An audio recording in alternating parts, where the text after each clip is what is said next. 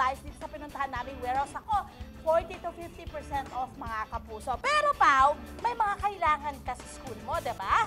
Okay, at nakalista na po ngayon. Yun ang tama, Pao. Pag mamimili ka, kailangan nakalista para mas mabilis. Okay, so anong mga kailangan ni Pao Pao?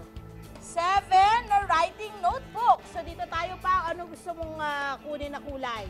May kulay ka ba na gusto? Itong writing notebook, perfect to para doon sa mga gustong nag-uumpisa pa lang magsulat kasi meron niyang blue, red, and blue. May guide sila. So 7 ganito, Pao. Ba't ibang kulay na lang, Pao? Ayan. Okay. 2, 4, 6, 7. Ayan, 7 na. Next ay, ang range ng price ng mga notebooks na to, mga magkano lang naman siya mga kapuso. Iba-iba yung price po dito. Depende po kung ilang leaves yung pong ating mga notebook. So, ang range po ng price nila ay 9 to 11 pesos, mga kapuso. Okay. Next, Pao, ay ang spiral notebooks. Ito naman po ay para sa mga pinsan naman ni Pao Pao. Ang sipo naman, Pao. So, itong spiral notebooks natin, ayan, ito ay kailangan natin ng 3, Pao. Kuha ka ng 3. 1, 2, parang kulay, 2, isa pa, Pao. 3 spiral notebooks. Yan po, ang range naman ng price ay 10 to 11 pesos. Ayan.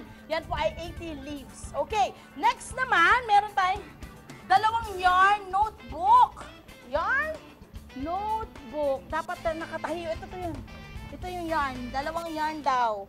Lagay mo, Pao. Anong kulay? 1, 2. Ayan.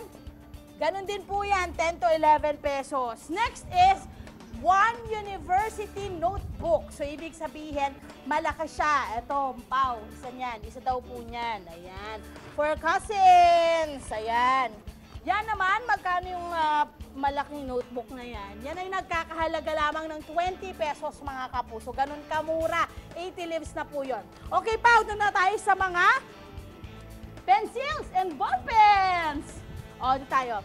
Ilan ang kailangan mong pencil? Ito kasi sa kanila package na mga kapuso. Ayan. So, ito ay nagkakahalaga. Yung pencil nila ay 250 per piece. So, kunin na natin yung isang set para all year na, no? Isang taon. Ayan. Okay, next. Merong ballpen para sa mga cousins mo. Ito daw, nabubura yung nabubura yung ink. Nice, no? Yan naman po, yung black jumbo po na pala na pencil ay 3 pesos 50 centavos kada peraso.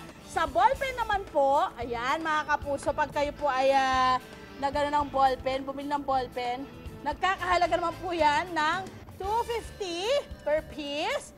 Meron din po silang 4-in-1 na 12 pesos naman po yan mga kapuno. May mga gel pens din. Ordinary ay 10 pesos per piece at erasable nga po yung sinasabi ko po na 33 ang kada peraso. O di ba mas mababa po talaga ito kaysa sa mga mall at mga ilang bookstore sa labas.